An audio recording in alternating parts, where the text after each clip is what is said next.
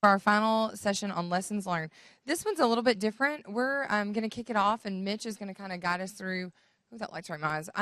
Through some reflections from what states are taking back and what key takeaways we have. We're also going to be asking you guys what key things you've learned, what you'd like to share, and we're going to do a couple more audience response polling questions. So get your cell phone handy if you don't have it. And I think with that, I'll turn it over to Mitch. Is that okay? Yeah, absolutely. Good deal. Thank you. Thank you. And as Sarah mentioned, I'd like this to be kind of interactive with you all, get your impressions, feedback, and kind of move on from there. So I guess at first I'll turn to Chris. Chris, what was your impressions of today and yesterday as well, and what are you taking away? Well, I think today's session and yesterday's session really exceeded my expectations. I thought that we were going to have a lot of technical talk, and I wasn't disappointed about that. But more importantly, it was a discussion about how we're all in the same bucket here, and how, at least with the 13 states or 14 states that did appear today, and those who are online, that we all have exactly the same problem. And I suspect that all 50 states have exactly the same problem. So it was enlightening to hear Bob finally get the whole system out, because we had a presentation at last year's NASCA conference, and Bob gave a paper, one of the case studies that we actually did. And immediately there were 13 states that just popped out and got gathered around Bob and says, hey, we're really interested in doing and seeing a little bit, getting a little bit more information. And so I wasn't disappointed at all.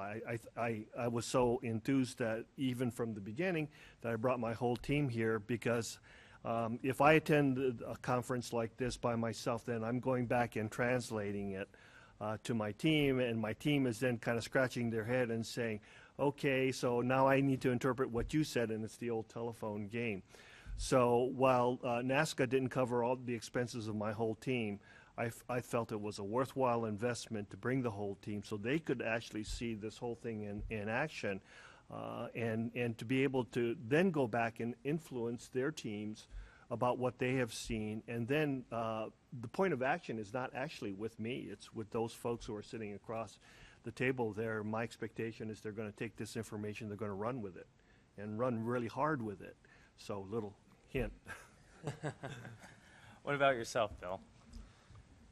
Well, let me just say that I really want to applaud Tennessee and what they have done. I mean, to take 430 contracts and put it into one, that's tremendous. And what a wonderful resource NASCA is here, and what a great job Sarah's done.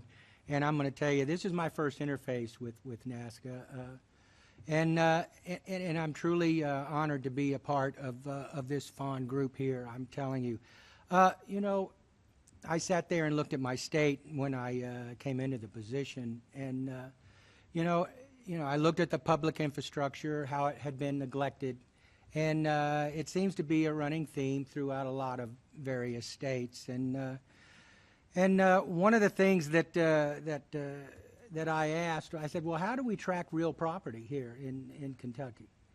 And I kind of wanted to know kind of what we had. And they had a system, or we have a system called Archibus, A-R-C-H-I-B-U-S. And I went down there and looked at that, and it gave me some great information. I mean, it gave me information on leases and deeds and buildings and rents and acreage and square footage. And so that was very settling for me to at least have that. But then I looked on the dollar side of things, and you know, I mean, deferred maintenance dollars every year, you'd put them into the 6-year capital budget, and if it doesn't get approved by the legislator, it gets bounced back to us, and then it just sits there. And it just sits there basically until it breaks. And that's kind of the way the maintenance went on our buildings. We cut ribbons very well in Kentucky, but we don't maintain the buildings that we have. So, the joint venture between JLL and Tennessee, is very innovative to me. I really appreciate learning about that. And one of the things that I have tried to do in Kentucky is to take advantage of our recently passed legislation of our public-private partnerships and build a suit, because it involves me being able to take the engineering and the architecture and the financing and the construction as well as the maintenance, and put that risk, a lot of that, over to the private developer. And one of the things that we do have now is that we're able to accept unsolicited proposals. We have never been able to do that before, but I can have private developers or people come in and give me unsolicited proposals of which I can review and then share with the agency, and if we agree with that, we will post it for 30 days or 60 days or 90 days, depending on the dollar amount. And then upon that, if we agree, then we'll put out an RFP, a request for proposal, for that. So, those are a couple of things that I'm trying to use right now with the shortage of funding that we have. But one of the takeaways or several of the takeaways that I've been able to learn here over the last 2 days is with regard to procurement and contract administration. I'm going to tell you that project managers and contract administrators are so key.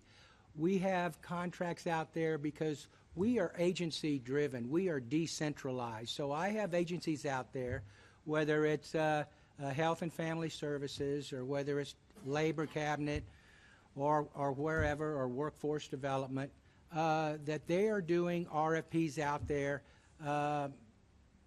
that get awarded, and they are awarded, and they just come year after year after year after year with no end state, no deliverable. They're hourly based, they're not deliverable based.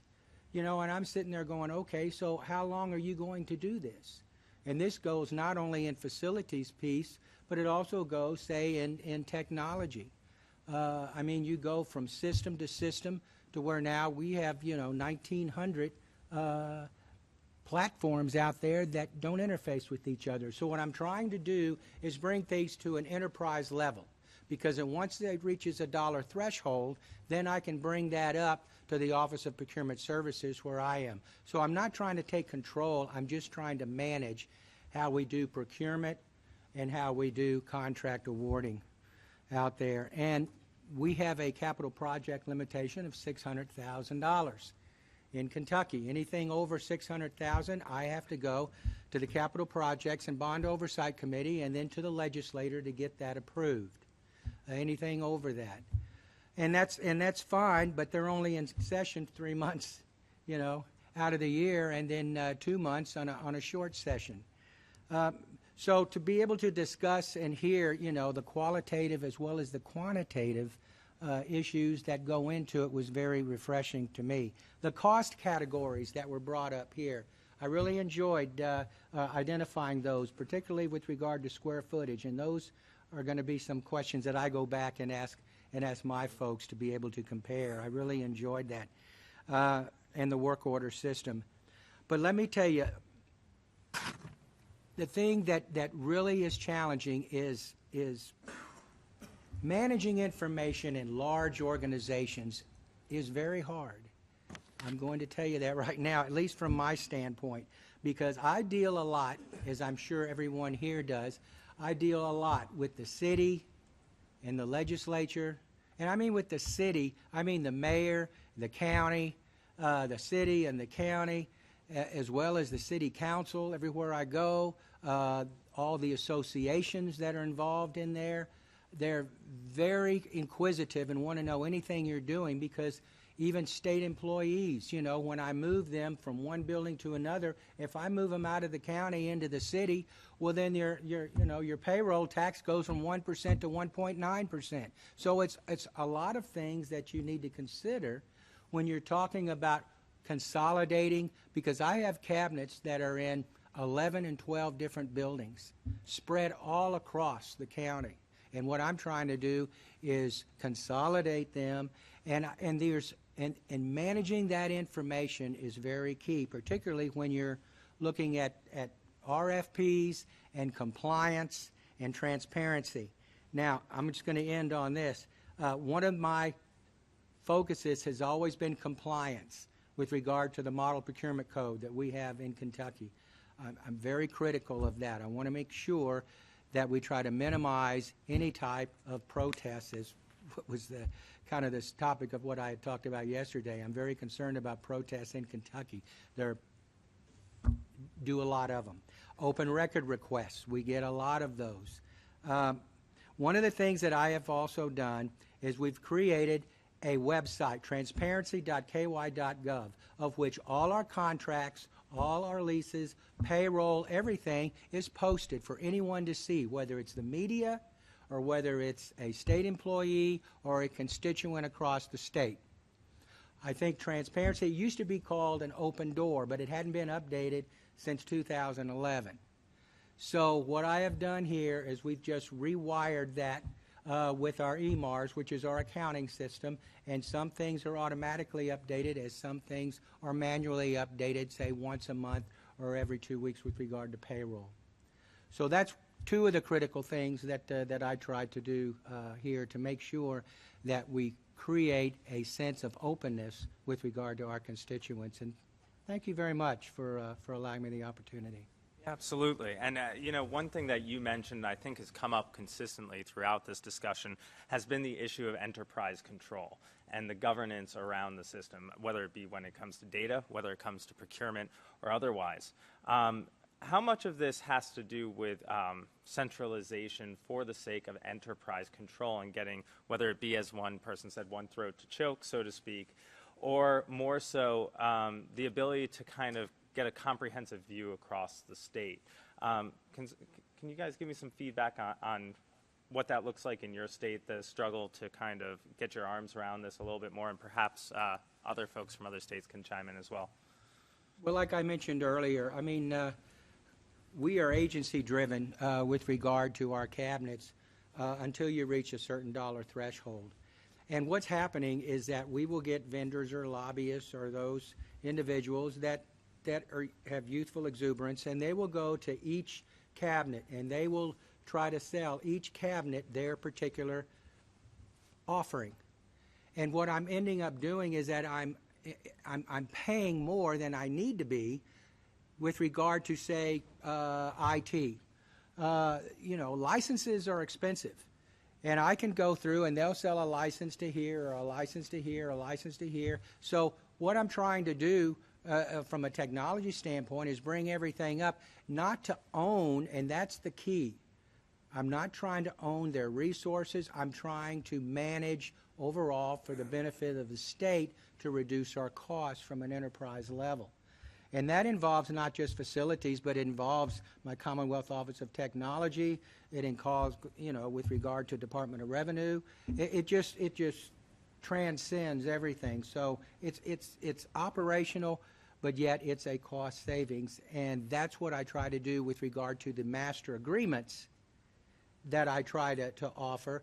And then we will have 4 or 5 different offerings there underneath that agencies can automatically go to and pick and run. We don't have to issue an RFP. We don't have to do anything. They can pick it up and go. Yeah, I would say that today's discussion is that solutions are partyless. And so I think if you take a look at who's in the room over here, we come from both sides of the aisle. And we haven't even mentioned what party our governments are in. Having said that, I think the perpetual question that's always out in front of all of us here is do we centralize or do we decentralize? And I think you can make arguments for both cases. And as a matter of fact, there seems to be a cycle that goes on. You centralize, then you decentralize, then you centralize again. So whatever we have today will be undone and then repeated sometime in the future. And I'm not sure why that is, but it's just a phenomena that seems to happen. But I think one of the key things that we talked about today, whether or not you have a centralized or decentralized style of government or procurement or acquisitions, is the fact that whatever you do or whatever form that you have, you need data. And if you're not compiling data or gathering the data, stockpiling the data, archiving the data, analyzing the data, you're actually nowhere. And you have no basis to make an argument whatsoever except the emotional basis. And I think all of us have enough experience here with our state legislators to know how far that really goes. So having said that, our state is one that we have centralized our systems, and we are more of a central services model than I think many other states are. And one of the wonderful things that we went through 5 years ago was procurement reform, and we completely threw out the way we were doing procurement, and we decided we were going to use a risk management model to do procurement. And so that gave us absolute leeway to recreate the procurement model. So we do a lot of master contracts, and we negotiate a lot of contracts, and we rely on our organizations like NASPO and NIGPA so that we can sign on to contracts that we feel that are already good. So we join in on that, because doing RFPs are very expensive deals, and it's capacity sapping. And so we want to make sure that we also are servicing our clients, and that those are other state agencies. In our state, it's nonprofit, local governments, county governments, and we want to make sure they can take advantage of the buying power of other states as well as our own state. And so we're constantly looking at whether or not we need to negotiate our own contract, or we can buy off of a NASPO contract, because that certainly saves us a lot of time and money and a lot of heartache too, or whether an NIGPA contract is a better vehicle to use. So while we're kind of agnostic as far as who negotiates the contract, the fact of the matter is we're always trying to reinvent the wheel. So KPIs in compiling data is a very, very important thing. And we have to also look at which states are negotiating which contracts. And I think one of the things that just from the evidence of what we have here today of sharing information and sharing data is, I think there's a forum of how we do procurements going into the future, and how we can use our trade organizations like NASPO and NIGPA to really empower us to weigh in on some of the contracts that are being negotiated nationally. So whether you're centralized or decentralized, the most important thing is gathering the data, and how are you using really the data, and are you making a logical case? And I think just based on this forum alone are you sharing that information? Are you getting information from other entities, other states, states like Kentucky and Tennessee and Montana and California and Hawaii and all the rest of us? We have the same things, and I think that kind of information, when it can be compiled, archived, and centralized so that it's accessible to all, we can see where we're either doing really, really well, or where we really need improvement on, and do we have a partner that we can go to and say, Tennessee, show us the way how you did this. And I think those are some key walking points for me, and so that my team will know who to come and see, access directly, cut down the amount of time of being shuffled between departments and things like that. And we know who it is who has that information now. So I think that speaks to the power of having conferences like this that is really right on topic, and we have a great interest. And I want to appreciate Route 50 also for providing us with the electronic means for being able to do that, so the states who were not able to be in attendance today could also access the information. Sharing the information is so important, and where we may have dysfunction at our federal level, we certainly don't need to have that between the states here. Well, thank you Ed, for that. And just for our folks who are online, if you haven't seen yet, we put up a question. Does your state have adequate building maintenance reserves? And it's not doing so hot from what we've seen so far. I'll give folks, if they haven't replied yet, a few more minutes to do that while we take our time to see if anyone has good building reserves who's online or here. Quick question for the folks is, does anyone else have feedback on enterprise, whether it's enterprise data or enterprise leadership, or something they took away today that they'd like to bring back around that subject matter?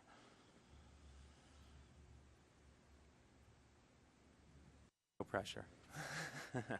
Well, we can move on a little bit. We can talk a little bit about this statistic, which isn't wonderful, which is that nobody who has replied so far, it is anonymous, feels that they have an adequate building maintenance reserves. Only 20% mentioned having one at all, frankly, from the way the question's structured.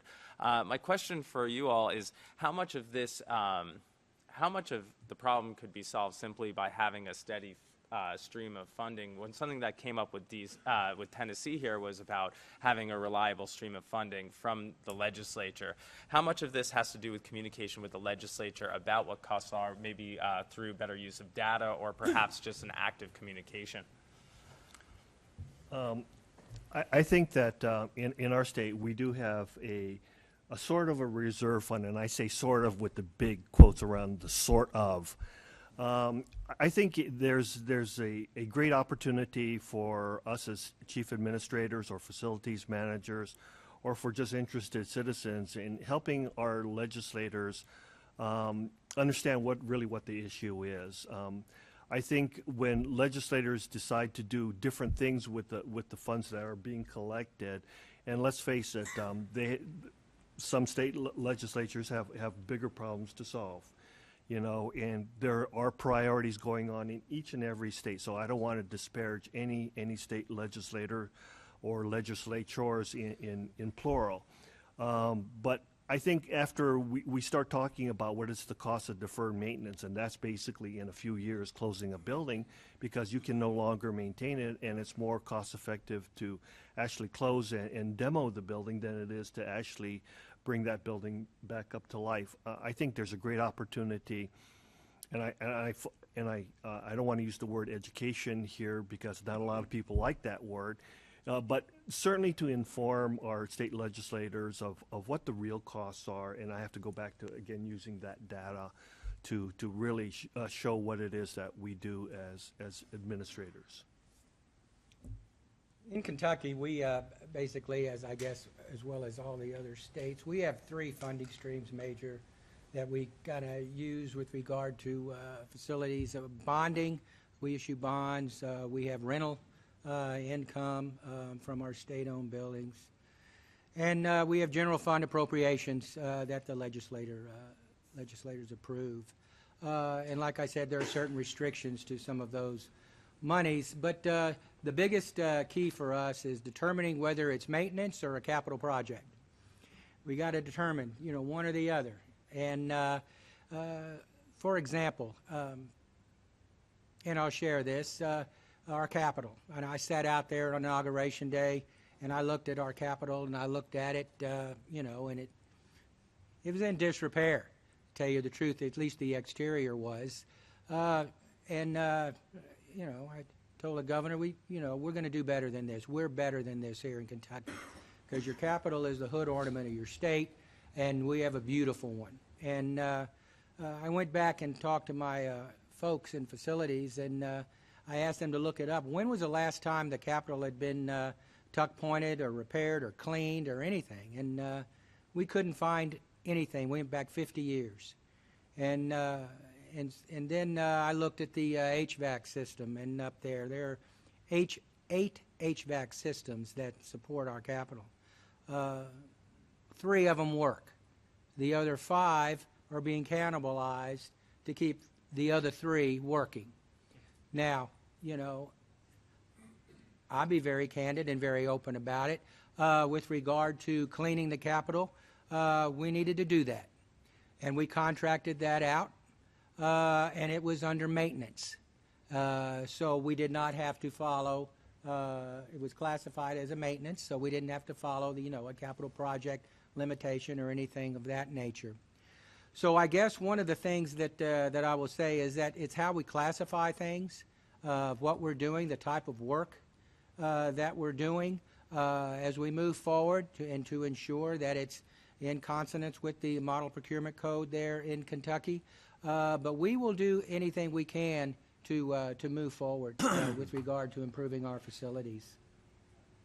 Anyone else want to chime in about having the right amount of funds or proactively talking, maybe best practices around proactively talking with legislatures about moving forward on these sort of funding issues?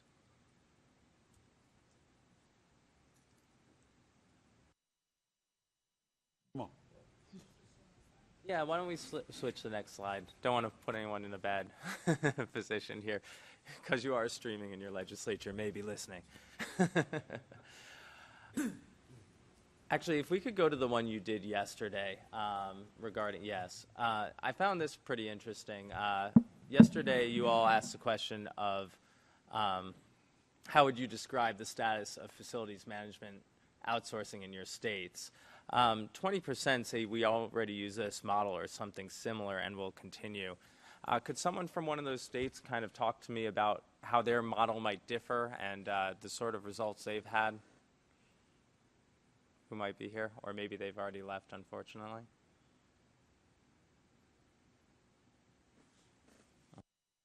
Well, I don't want to put anyone on the spot, but what are some of the barriers, since we have this will not likely happen in our state and perhaps around a little less than a third?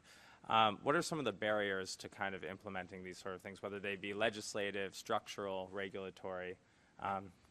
Do you mind touching on that, Chris? I'll put Sure. you on the spot a little bit. Sure, not a problem. I think that I'm intrigued with what Kentucky has done, but I think intrigued is the key word. I think there's a lot of lessons to be learned from what Tennessee has done, and so I think we need to explore the concepts. I mean, the concepts of how of the use of data and how the data-driven decisions are actually being made. There's no secret to really how you should be using KPIs, but which KPIs are really the right ones to be using. And I think the changing when it's necessary to change the KPIs is one of the keys that we should always be looking at. Things are always evolving and always marching on. So depending on what your legislature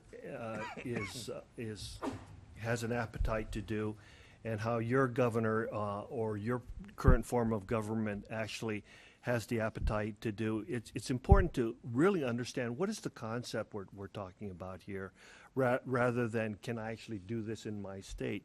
Because whenever you get wrapped up around the axle about the tactical implications or implementation strategies, you also have to go back up to the concept and try to understand what is this concept trying to do. And it's just simply trying to do what Tennessee has already discovered: save money, become more efficient, and make sure you're servicing the clients of the state, which are the citizens in itself.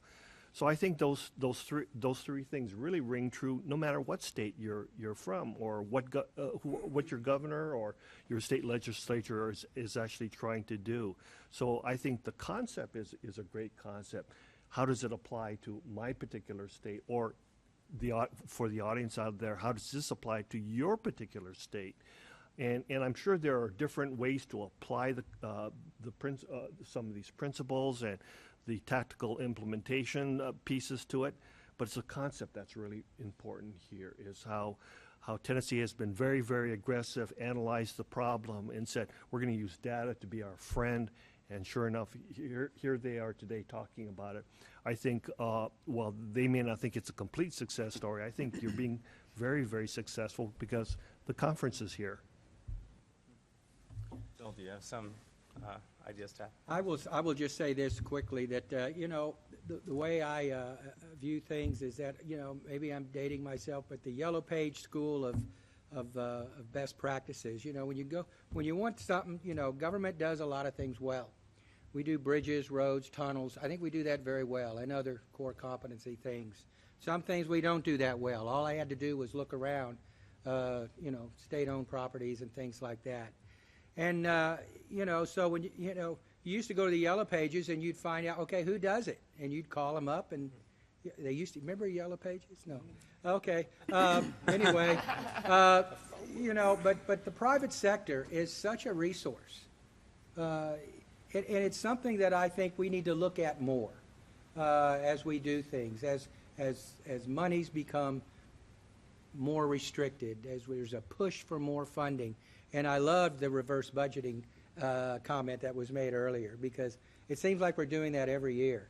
I mean, I'm telling you, no matter what, even at the federal government, you know, do more with less, you know. I mean, how many times have we heard that? I mean, goodness. So what I'm looking at here is reducing the footprint of a lot of state property. I am looking at it, if the insurance, if the upkeep, if the liability, I'll surplus it, whether it's a parking garage or whatever. And we'll put it out there and give it to the private sector and let them upkeep it. Plus, I will turn over properties over to local places, and they get the proceeds right now, rather than being under the government where they get nothing with regard to those properties. So I'm trying to reduce the footprint, trying to reduce government buildings, and trying to reduce rent on that. And I'm trying to do that in a joint venture with the private sector. Any other comments on that, barriers or opportunities, before we try another question? So I would add in, over on this side, I would add in, I think everything we talked about over this last 2 days is applicable whether you're contracting out for these services and the management of our facilities, or whether you're doing it in-house. I think it really relies heavily on leadership and expertise. And if you're going to contract out, there's a lot of leadership and expertise that comes into play in how you contract out, performance management contracts. That's no easy task, as you guys have described. But I think on the other side of that, all of the principles, and Chris hit on these things, whether it's the data, whether it's the training, the education, the metrics, working with your customers, you know, there's also the opportunity to do that in an in-house type of model. So what I really value about this group coming together is it applies to contracted out or being self-performed, and learning from each other has been a fabulous opportunity for Washington State to hear your all's ideas, your approaches, and to look at that and say, how can we apply that to our model in our state? So anyway, very much appreciated. I think that's an excellent point. Anyone else before we? I'm sitting here thinking about this too, and I'm wondering, Chris, in particular, that this seems like, you know, this roundtable is a new model for NASCA to consider. It's a deeper dive than the case study, and kind of to your point, the things we're talking about, one could argue, have less to do with facilities management and more about maybe customer-centric government. Because we're doing a deeper dive and we're sharing best practices about how we can get things done to better serve our customers. And so, sure, it's a focus on facilities management, but really in a broader sense, in a strategic sense, it's about how can we deliver better services more effectively, and the tools and resources that we all can bring to the table. And I like that discussion. This is back to our relationship building and our sharing of best practices with our private sector partners and ourselves, and sharing those, you know, with each other to really make us all more effective in serving the customer.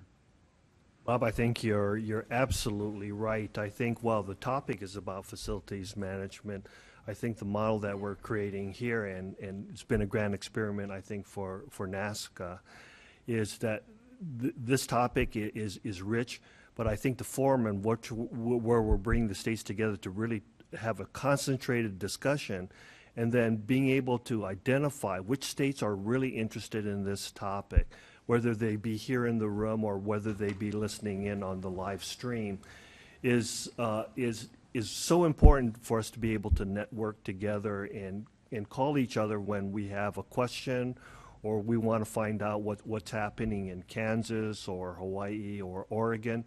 You have those names now, so you can make those kinds of contacts. And I'm so glad that NASCA has decided that they want to do this kind of work, and then bring in our other institutional partners in this, the other associations that have already been mentioned.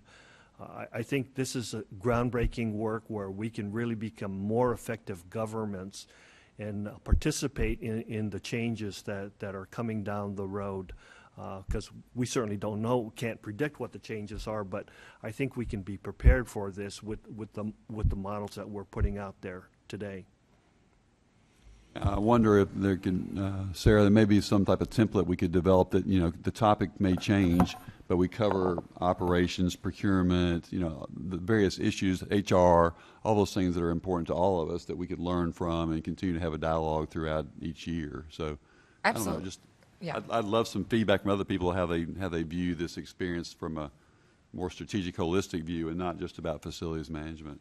Absolutely, and I've got 2 quick comments if that's okay. You'll get a survey tomorrow afternoon, and so we'd really value your feedback about this particular topic. This is a new style for us to try. So please let us know, how you think, how it went, if you're taking home real valuable information or you found good networking opportunities here. The other thing I wanted to note is, we've talked a lot about contract administration over the last 2 days. So in October, NASCA is partnering with our friends at NASPO, which is the State Procurement Officials Association, to do a very similar 1.5-day roundtable on contract administration. And we haven't fleshed out the agenda yet. We call it the Noah's Ark model. We're going to be inviting chief administrators and chief procurement officials to attend side by side and really get down in the weeds with contract administration. So if you're interested in that or would like to be a part of the planning of that, please let us know. But that'll be our next, sort of similar style conference to this. But please give us your feedback and your evaluation. Should we switch to our Yeah, next? let's try Okay. another Yep. one. See.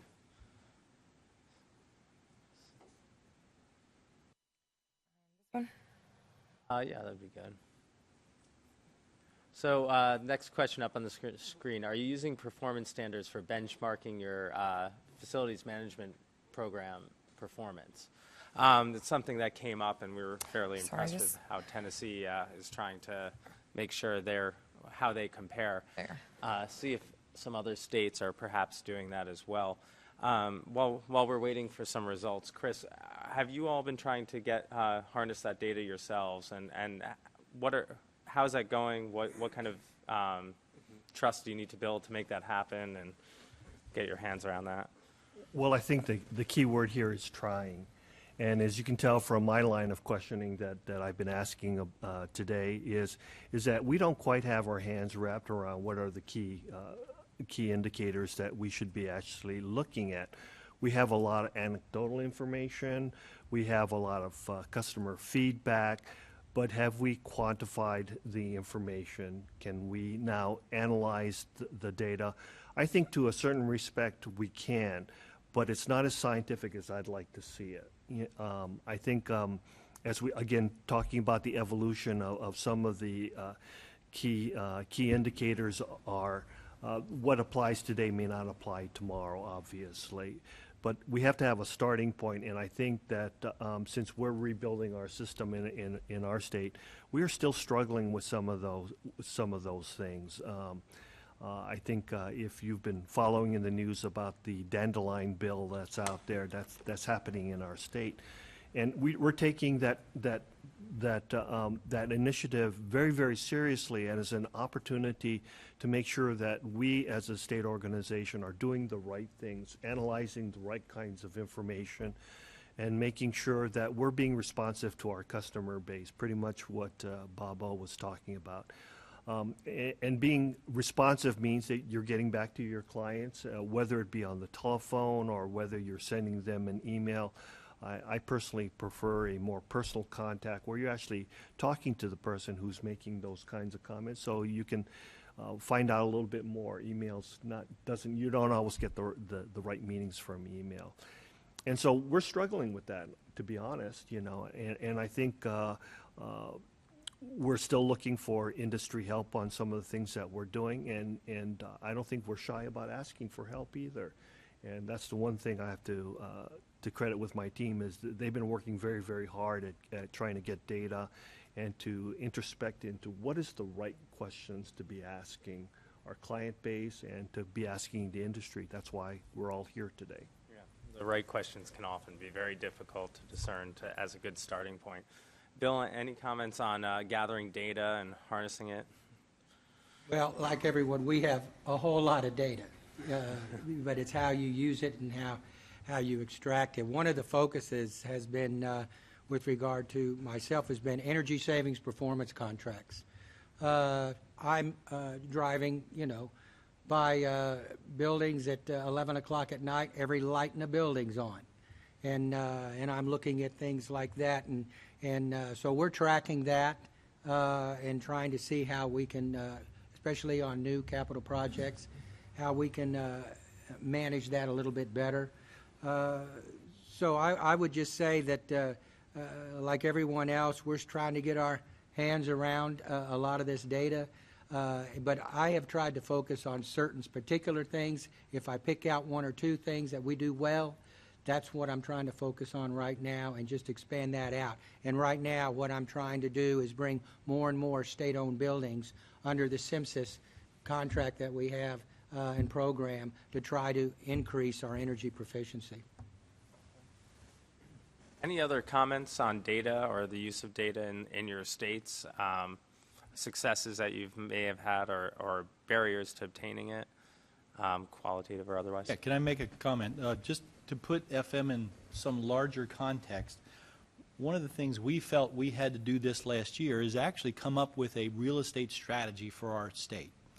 So pretend you're the legislature, and what you see is a budget with just a bunch of line items that are capital projects. So the comment we get back is, gosh, it looks like you're just making this up one building or one agency at a time. There's no rhyme or reason to this. And what's your plan? How do you manage real estate? So we felt this last year, taking our experience of FM involved, is we had to put that into a larger strategy. You went through our tour yesterday of AWS. That's one of our strategies. And so we had to bundle that together because we wanted to tell the legislature we do have a plan to manage real estate. FM, the way we're doing it, is part of that plan. But there are other things to this. They ask us, well, when should you lease property? When should you own property? All of those questions that we're getting, we feel should be part of your strategy, ultimately, of how you manage it. So now that we've done that, we've shared that through our hearings, we hope going forward we build a little more trust and information through our metrics, because we've shown them all these metrics that we're keeping, that they have a sense now that we're actually managing this real estate and not just making this up as we go along. And how often do you guys plan to update your plan? Is it Every year. Okay. Yeah, it actually says in our document, it's a public document, it's on our website at this point, but literally every January 1st, we will update that strategy. So we have a large strategy for statewide, and then we meet with every agency, and then we'll have an agency strategy. And more for them, it's about what you see your vision and future is, not just real estate. Where are you? How do you take care of kids in Department of Children's Services? And real estate should support that. And so we now will meet and are meeting with every agency to do that as well. John, is that something we could share on the pre-reads page? Yeah. Yeah, it is. Absolutely. Are there any other states that do that? I'm kind of curious, or something similar. You know, I've heard several people say that maintenance doesn't have a face or doesn't have a voice, or however you want to describe it. So I think, what John is describing is one of our proactive methods this year to create that persona, if you will. There is something about this that we have to raise the awareness and get it out there where the legislature and the agencies understand the importance of real estate, and we're trying to create some momentum around this discussion so it's got some legitimacy to move forward.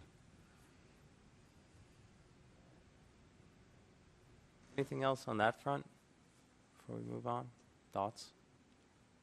All right. Why don't we talk a little bit about tracking deferred maintenance costs? This is something that I know hasn't been done significantly well historically by state and local governments. However, it's something that's being paid more and more attention to.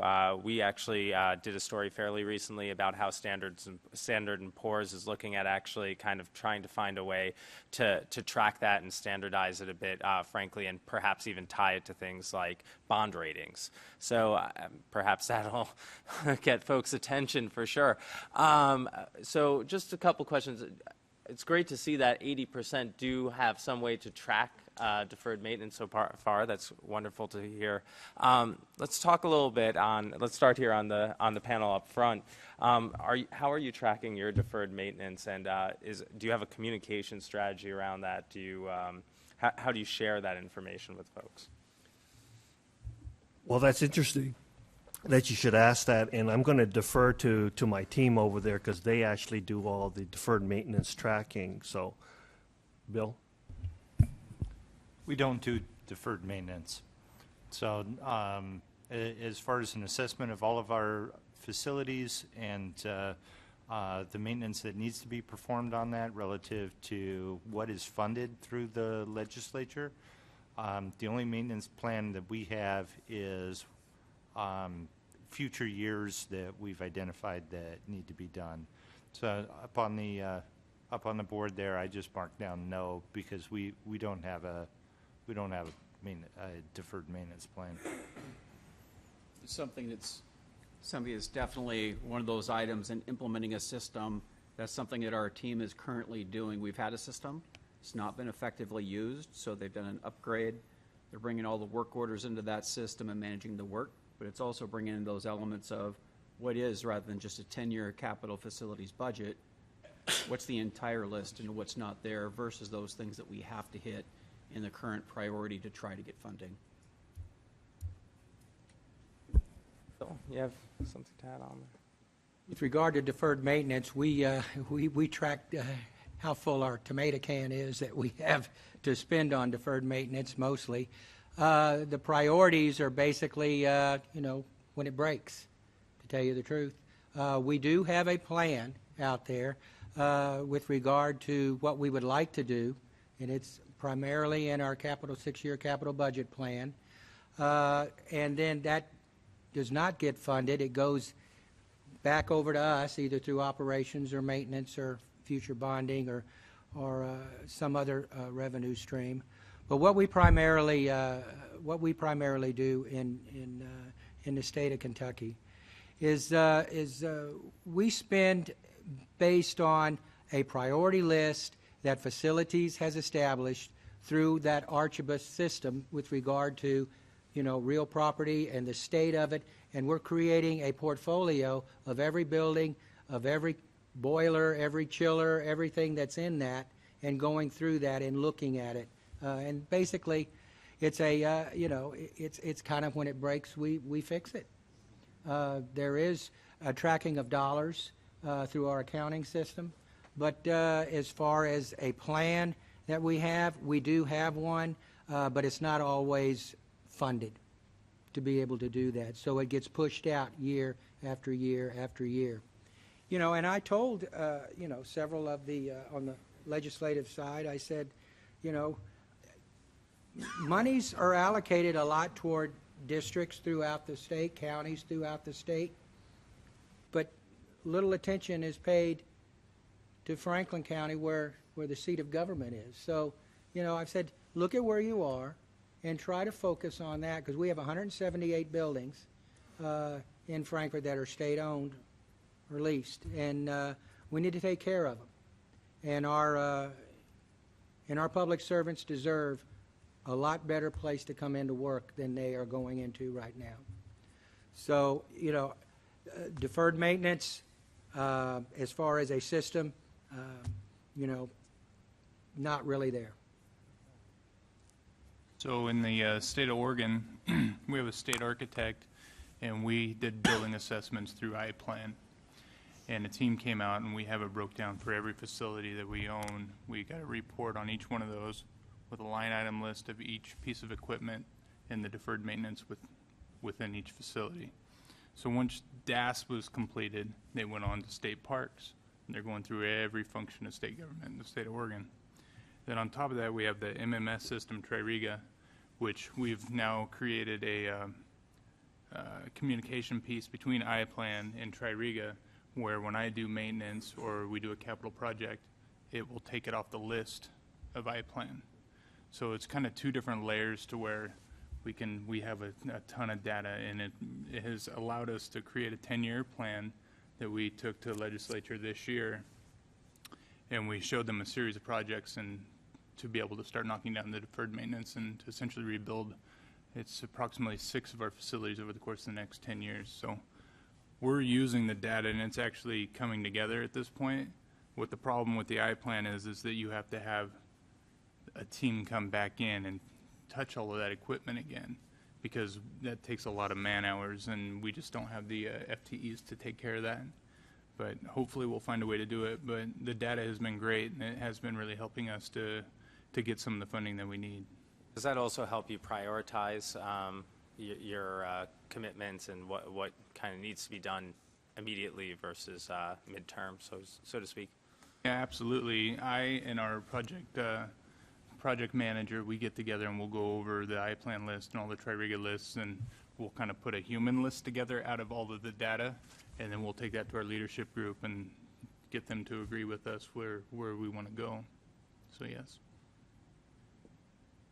I'd be curious what JLL's thoughts are. I'm sitting here thinking about this some more time. It seems like it kind of is a litmus test of the state of your comprehensive real estate strategy program. I mean, you have reactive maintenance at the bottom, then you go maybe to, I don't know if it's preventive maintenance is next, maybe assessments, and then data-driven decision-making, and then maybe deferred maintenance after that. There's probably some logic you've seen in the industry that it takes clients to become more sophisticated, where they've taken care of some of those Maslow's basic theory, level of needs for maintenance, and you kind of go to the next level. What's the right order of that, would you say? Was that, if you don't have a deferred maintenance program, that's not a surprise if you're living in a world of reactive maintenance only? No, absolutely. And I think this group here would not be unique in some of that, right? I mean, that is absolutely sort of, but I think you described it really well in terms of the progression you'd be thinking about, just as we've seen that in our evolution here, right? We started with that reactive type work, then we got into the preventative, then we started having the conversations around the deferred maintenance and what does it look like, and now taking that and now let's start using that to plan and to try and put reserves out there or request reserves. So it's a very natural progression. And everyone's going to sort of be on different part of that life cycle, but that's absolutely what we see. All right, maybe we try the last question that we have, or was that it? Yeah. Oh, okay. We've gone through all those questions. So I have another one around the procurement process, simply because we all know that state procurement processes, particularly for large systems, whether they be IT related, whether they be construction management, it's a very difficult process. How much is a conversation around procurement modernization play into this? And what are some of the steps maybe we might want to start looking at around procurement modernization when it comes to not just the deferred maintenance or facilities management issue, but forward-looking as we move forward from there? I think that one of the discoveries, having come into this line of our government's business just 4 years ago, and having a kind of a different perspective as to looking at what are we really good at. And many of the procurement items that we purchase as far as the state is concerned, I think we're very, very good at. But there are other things that we do that we have very little experience in doing, and we have to first of all admit to ourselves and look very, very closely at what we do as far as state procurement agencies are concerned, as what are we experts in, and then be able to identify what we're not experts in and where we're going to need help. And I think the latter category of where we need help is we have great difficulty in admitting to ourselves that we're not experts in this area, and we need to go out and get somebody who can really help us understand what are the things that are out there. So especially when we're talking about perhaps $1 billion spend or billions of dollars of spend, do we also have the right team that can negotiate that contract? And so as we look at procurement, I think it's it's being able to identify what are we good at and what are we experts in, and what are the areas that we're not and we're going to need some help in, and identify what we're good at negotiating and what we're not good at negotiating. I think that's been an epiphany for me.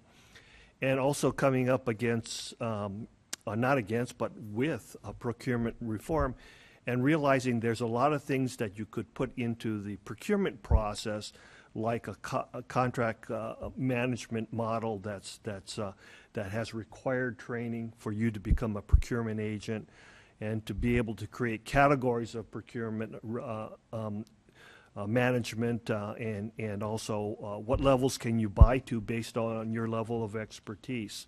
So we're currently exploring those models, and we're doing that also with our trade organizations, NASPO and IGPA, is what are those qualifications that we're looking for in those particular people who have to manage and handle those kinds of contracts.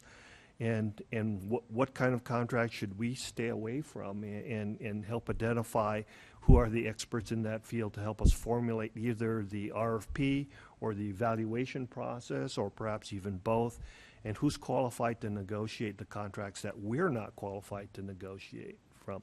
So that's what we're experiencing, and I see that happening in many, many different states also from an anecdotal point of view. But if I can see that from an anecdotal point of view, there's got to be some truth to this issue nationwide, and I think that we have to start with ourselves first, and understand who we are as far as an organization, and be able to identify those things that we're good at and we're not good at. So you got to be truthful with yourself first. I think that's my first step. Got it. Bill? In the state of Kentucky, throughout the procurement process, whether it's the Office of Procurement Services or within Facilities Management over in DECA, one of our greatest challenges has been we have over 1,000 people that touch the procurement process in some way. And there was no training. These are folks that were doing well, doing the best they could. But with regard to a certain dollar threshold, I never see a lot of what the agencies are doing, whether it's we do, as everyone does, competitive negotiation, competitive, non-competitive negotiation, sealed bid, competitive, and small purchase authority. Small purchase authority was everywhere that you can imagine. I pared it down to 3 levels, $1,000, $10,000, and $20,000, and then for certain areas, raise it up to $40,000 based on a level of training that we have been establishing for them to come in, have these training levels available to them before they are given this particular level of procurement with regard to small purchase authority. Once it goes above a dollar threshold, then it comes to my Office of Procurement Services, of which we have a little better control over. So my first issue was with training. The people that were out there. The next was systems. I will tell you, a lot of what we do is manual. A lot of what we do is excruciating with regard to writing RFPs and things of that nature. So I'm trying to see if we can't move more toward master agreements and things like this, so we can reduce our costs with regard to writing these RFPs. Because it's not easy when you're sitting there and it's like, okay, we want to get a car. Okay, do you want that red? Do you want it blue? Do you want 4 wheels on it or just 3?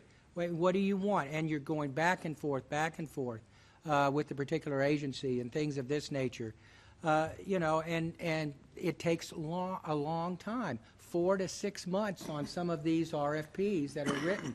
That's unacceptable. We're better than that. We need to speed up the process. So that's what I'm looking to do with regard to procurement, is increase our training and find those systems out there that we can do with regard to procurement services and with regard to facilities management. Anyone else want to speak to procurement? Obviously, it's everybody's favorite moment thing to gripe about, as I know from behind the scenes when I worked with IT officials.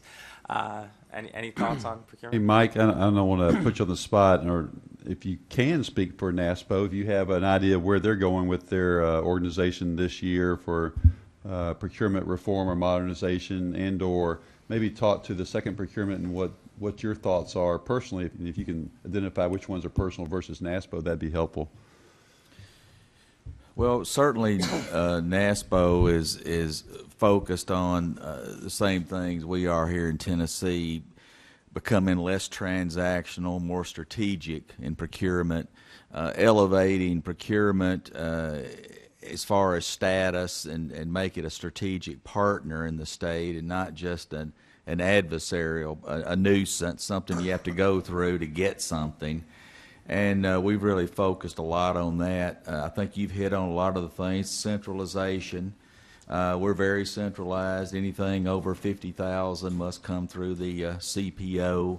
Training, you've hit on that. We have a certification program, prerequisite training that an employee must go through to get a defined role in our PeopleSoft ERP system, like contract administrator, reviewer, requester, buyer.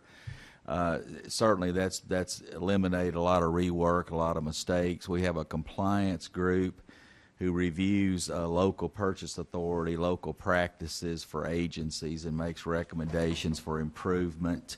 It's not necessarily punitive in nature, but it's really trying to help them improve what they're doing and really be in compliance with policies and procedures. The main thing we focused on is giving ourselves more flexibility. I mean, we have completely rewritten all our rules and policies in the last 4 years, as well as some statutory reform. And so I think the more tools you have in your toolbox, negotiation certainly a key to that. So we have 5 attorneys in our office to assist our sourcing analysts and category specialists in negotiating contracts. We're embedding those category and sourcing analysts in our customer departments. They're assigned a portfolio of departments at least 2 days a week so that they build relationships with the subject matter experts in the program areas, which really helps develop collaborative development of a scope of service. Focusing on qualitative and not quantitative. I mean, since 2012, since we've been able to negotiate cost, we really emphasize technical scoring in RFQs and RFPs. Seldom use an invitation to bid. It's just that's a really an archaic tool for us and seldom used except in a small or informal purchase. So those are really things that we focused on. Certainly we support NASPO Value Point, use their contracts when we can. Multi-state agreements are certainly a best practice to lower cost and also shift that burden of work and contract management to a lead state. We're a lead state on one we're working on now for NASPO. But the collaborative value development process that we've talked about, we use for this second FM procurement, that really allows you to tap into that private sector expertise with the vendors who are providing those services where you don't have that particular knowledge or expertise. So we found that very useful in engaging them throughout that process to fill that gap of knowledge. Anyone else thoughts on procurement before I try and steer the conversation?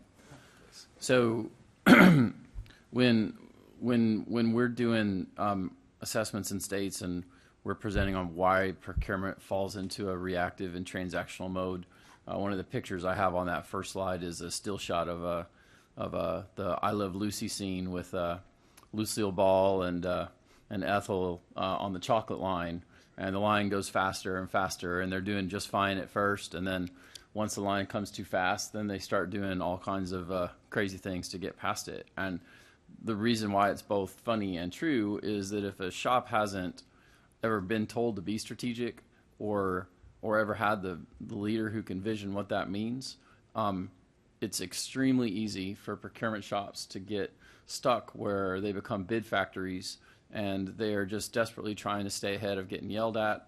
They're just desperately trying to stay ahead of protests. and they never have time to think strategically about it. And if you ask them to think strategically about it, they say with what time and with what resource, right? So you have to convince the procurement organization that they have to stop cutting the lawn with scissors, because that's for the most part what they're doing, if you're in that space. So we talk about 3 guiding principles of public procurement: efficiency, quality, and stewardship. Efficiency is creating velocity through the system. Quality is getting good price and good outcomes, and stewardship is making sure that our transactions hold the expectations of our legislature and our leaders on how we're going to conduct procurement. The best way to make all 3 of those rise together is through strong master contracts, right? Through strong contract portfolio. Quit redoing the easy stuff over and over again and thinking that that's work. And so, if you referenced the Laszlo hierarchy a minute ago, right? So if we want our procurement shops to be able to be strategic partners and to be able to think about contract design and doing stuff differently, then they have to quit redoing bids for refrigerators and, combi ovens and onesie-twosie cars. So I think, ironically, the term procurement reform can mean the exact opposite of that, right? A lot of times when you hear the term procurement reform, it's usually in response to some crisis. Something happened wrong. Somebody bought something they shouldn't have. Some contract got awarded in a way that felt sketchy. So then someone will utter the most expensive sentence in government, which is don't ever let that happen again. Because the infrastructure that you have to put in place for don't ever let that happen again will dwarf the cost of the original incident. And now, a couple of years later, people will come by and say, wow, procurement is so slow, right? So procurement reform often to uninformed means let's make everything go as slow as possible. Let's not do any master contracts. Let's bid everything as if it is from dead scratch. And that's when you're going to take a shop and bomb it back into the Stone Age. So if we want procurement to be a partner to be able to do strategic stuff, support them to create the kind of things that take our commodities and allow those to get spent under management, and then give them a professional development path to learn how to do the higher level skills so that they are truly making procurement be a strategic asset for your governor. So a quick challenge here, and I want everyone to be able to speak to this because I don't want it to imply anything, but whenever you kind of outsource complex systems, whether they be facilities management, whether they be a large IT system, whatever it may be, when you lose that in-house ability, whatever level it might have been at, you have to have a really trusted relationship with the vendor. Occasionally those things long-term don't, fade. How do you shift, or how do you, keep that partnership in a good place, but on top of that, if you decide later, maybe it's time to recompete this, or maybe it's time to reconsider our approach, how do you ensure you still have the resources to do that and manage that contract appropriately? We'll start up front.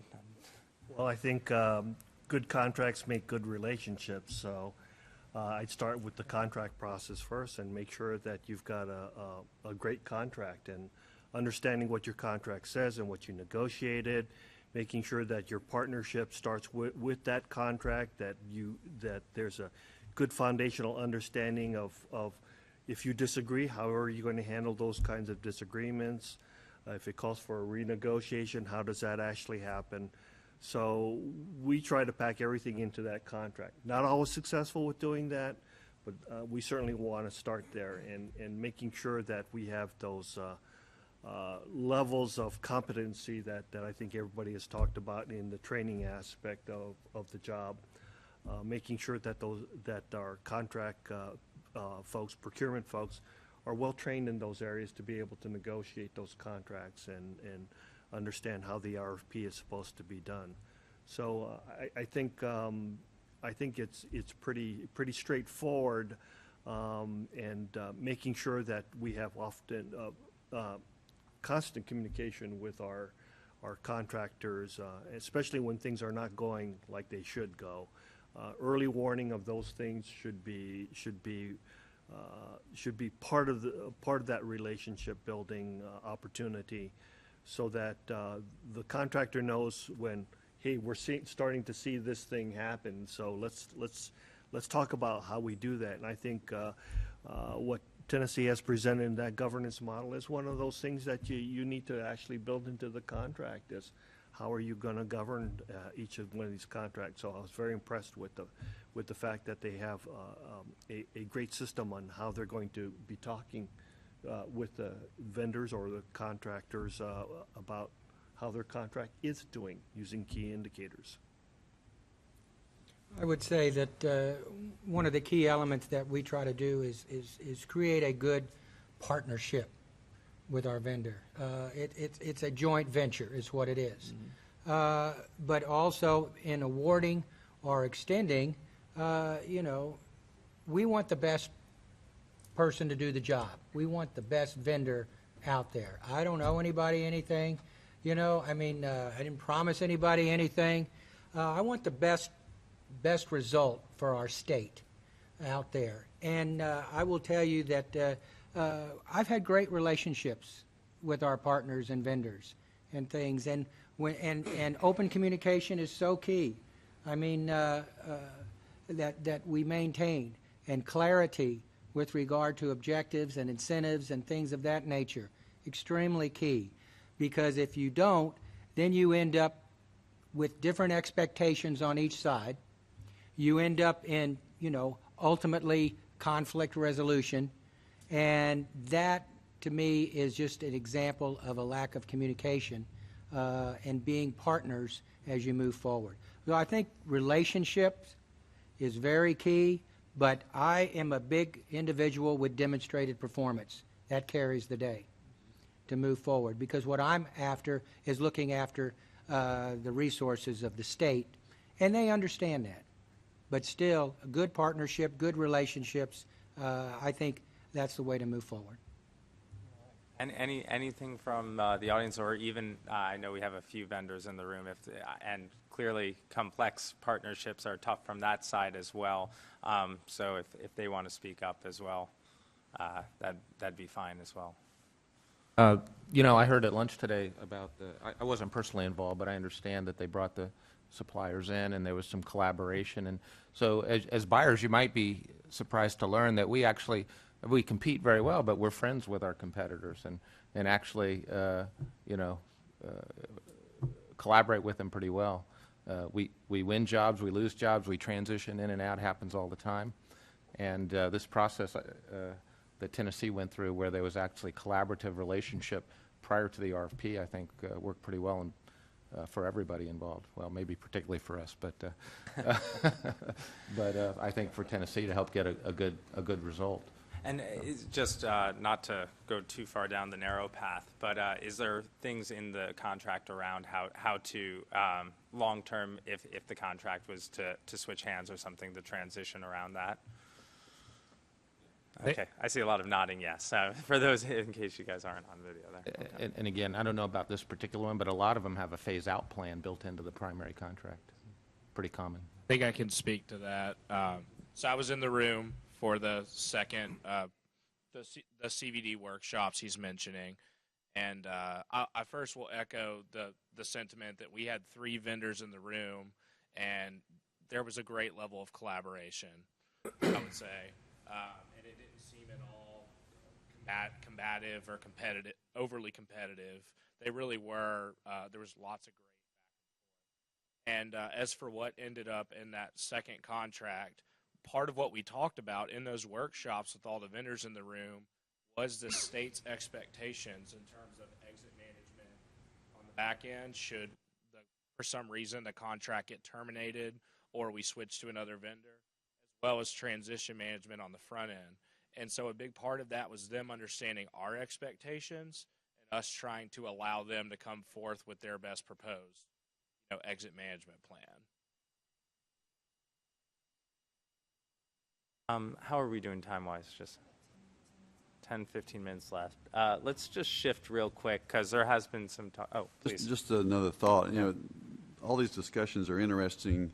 They seem to come back to maybe a maturity of our individual business models, like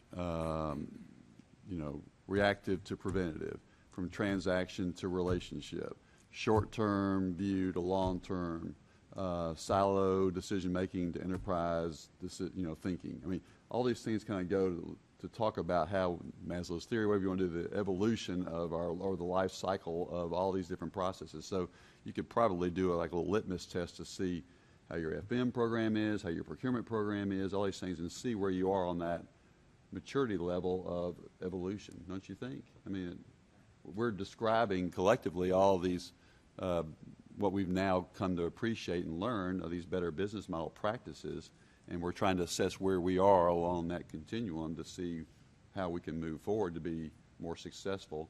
Again, where the owner was the only winner, now it's a win-win relationship. I mean, all these things we're talking about, we know, and we're trying to see how we can move forward ourselves in our own states with whatever we have to deal with. I think that makes a lot of sense, and I think if you can build that out, you'll have a great consulting business moving forward.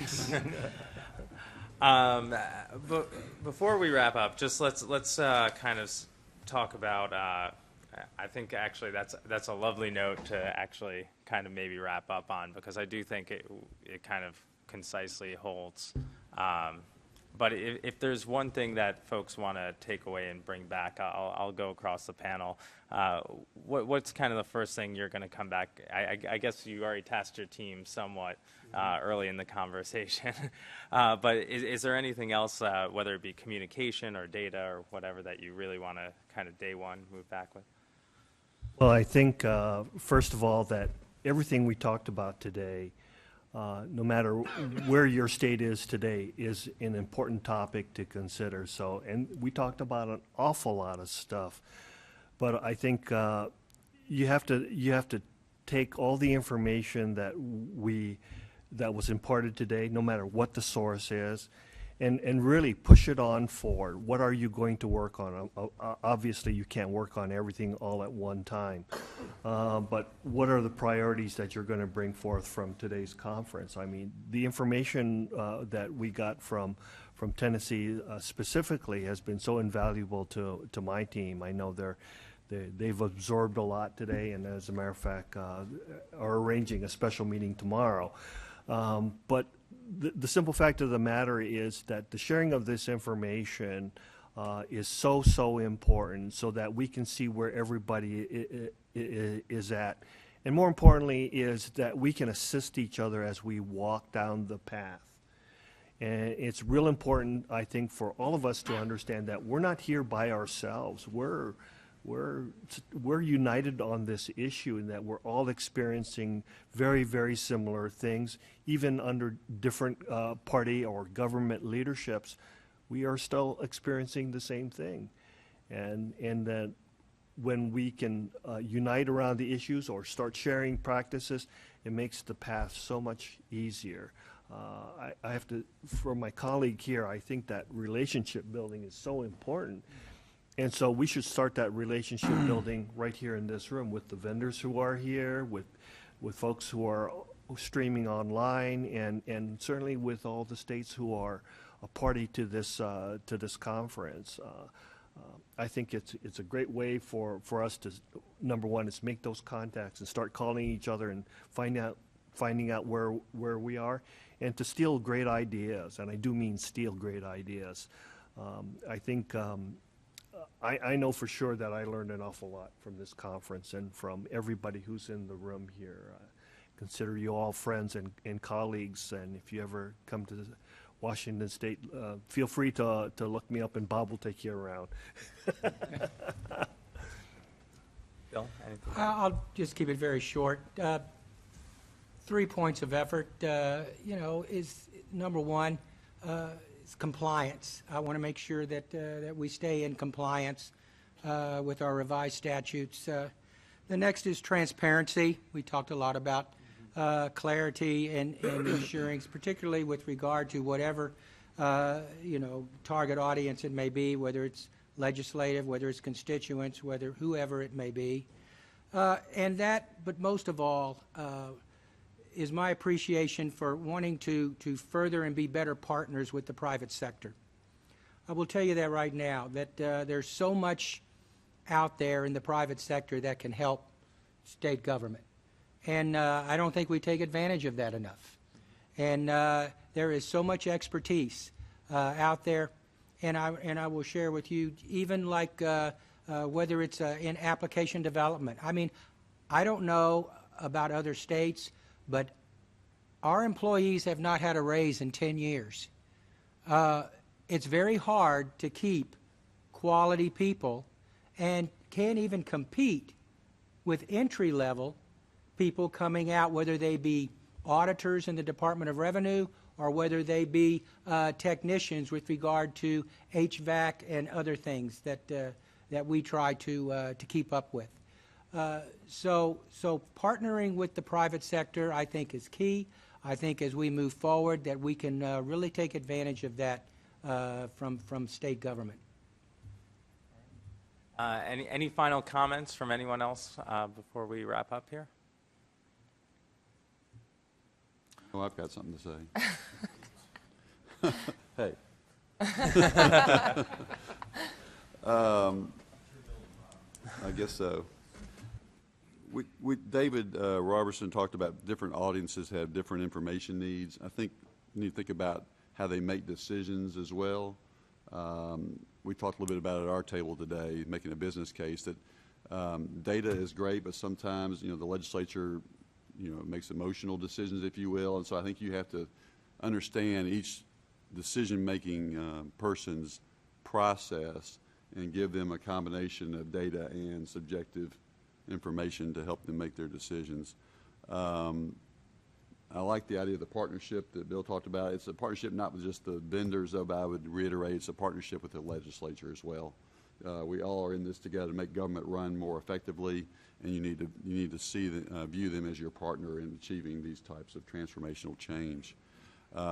David talked about no one will tell your story. You've got to be out there and promoting and putting a face on these programs that we provide services for that otherwise just seem to be back of house support services that don't have a value. I was thinking back to our different structures. You have output, now we're moving to outcomes. I think that's another one of those reactive to preventive we ought to talk about. And the last one, Doug, I was waiting for you to give us this Winston Churchill quote, but you didn't, so I'll steal it for you. Never let a crisis go to waste. So we're in a crisis right now with our deferred maintenance of our buildings, and this is the time to leverage that crisis and act with your legislature to make a change. So don't let it go to waste. Thank you. On that note, thank you, Chris. Thank you, Bill, for being up here with me. And thanks to all of you for sharing your roundtable with us at Route 50 and those online. So thank you so much. Let's thank our panelists, please.